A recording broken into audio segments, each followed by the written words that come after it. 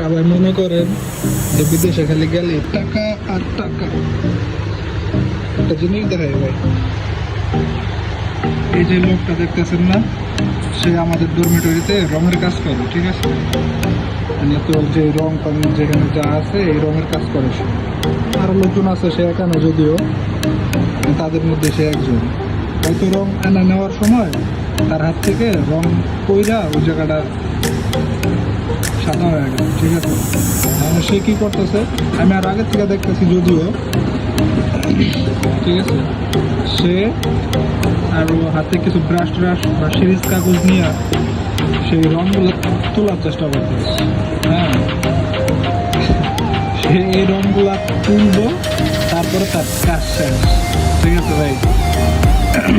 চিন্তা করো যদি এটা ধরেন আমাদের দেশে হইতো, হ্যাঁ, যে লাইক কারো বাস